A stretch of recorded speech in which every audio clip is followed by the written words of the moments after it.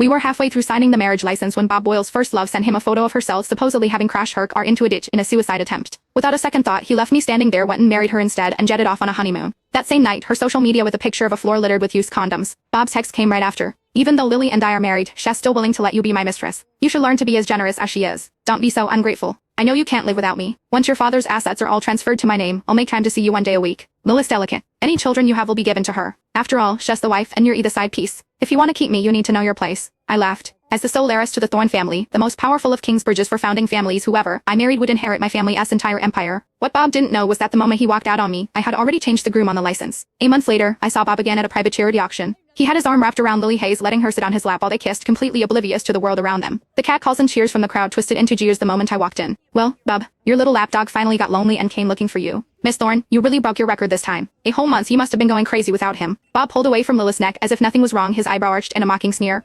Have I been too good to you? Do you have any idea what a pathetic creature you are, playing hard to get with me? You? If you had any guts, you'd have stayed away. You can't even be a proper doormat. It's disgusting. In the 5 years I'd been with Bob, I'd seen that look, heard those words countless times. Before, when my world revolved around him, being publicly shamed like that would have made my eyes burn with tears I wouldn't dare let fall. Later, it'd suffocate my sobs in my pillow, replaying my supposed mistakes, terrified he would grow to hate me. But now, I just calmly replied, I'm not here for you. Bob, clearly not expecting this, assumed I was still putting on an act. He kicked the chair in front of me aside. Addicted to the drama, are we? You can stand. Later, whatever Lily likes you're going to bid on and win for her. If she's happy I might consider forgiving you. Oh Bob, Lily cooed, shrinking into his arms and pouting. I don't want anything Bob with her dirty money. A spoiled princess like her only knows how to show off with her parents' cash. Who knows if that money is even clean? I want to buy my own things with my own hard work. Bob pinched her body cheek, his eyes full of doting affection. That's right. My Lily is strong and independent, nothing like this useless, spoiled brat who only knows how to live off her family. But she's desperate to buy me things, he continued, his voice loud enough for me to hear. You know how cheap she is. It pains her not to grovel and spend money on me. Just think of it as a charity case. A cure for her pathetic obsession. Lily giggled and reluctantly nodded. Then she looked up at me, her eyes filled with disdain. Miss Thorne, with all due respect, you're supposed to be a lady. Why do you cling to him, Michael Leach? You should try being independent like me.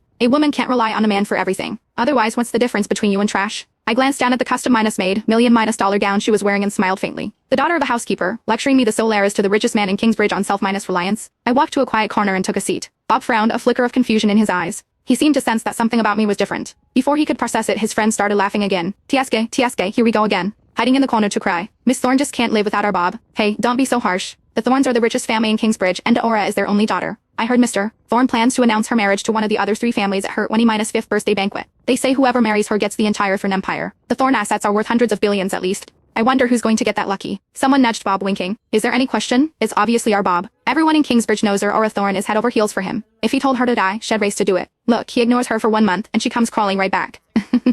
She's the ultimate doormat.